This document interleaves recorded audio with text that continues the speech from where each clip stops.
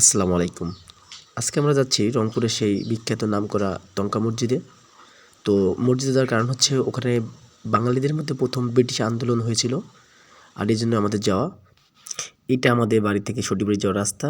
তো একটা সময় রাস্তাটা অনেক সুন্দর ছিল, গাছপালা দিয়ে ঢাকা ছিল। বর্তমানে গাছগুলো সব কেটে রাস্তাটা একদম খাকা করতেছে। আমাদের সঙ্গে যাবে সুলতান ভাই, তার মুখে অনেক সুন্দর হাসি। সঙ্গে সাদা মনের মানে সজীব ভাই রয়েছে। মন্টু চাচা অনেক সুন্দর করে পান বানাইতে পারে, তো আরিফ ভাই পান খাবে। সঙ্গে আমিও অবশ্যই একটা পান নিয়ে নিলাম। দেখতে দেখতে দিদারও চলে আসলো তার মুখ ভরা হাসি নিয়ে।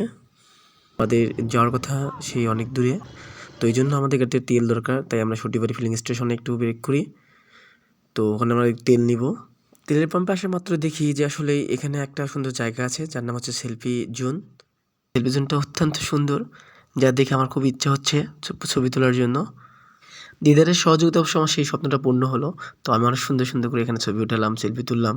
তো একটু ভিডিও করে আপনাদেরকেও দেখালাম। আমরা এখানে দেরি না করেই রওনা দিলাম, কারণ রাস্তা অনেক দূরের পথ। তো এটা হচ্ছে ঢাকা টু রংপুর মহাসড়ক। তো এটা এত সুন্দর কারুকার্য দিয়ে পরিপূর্ণ, যা দেখে নয়ন জুড়িয়ে যায়।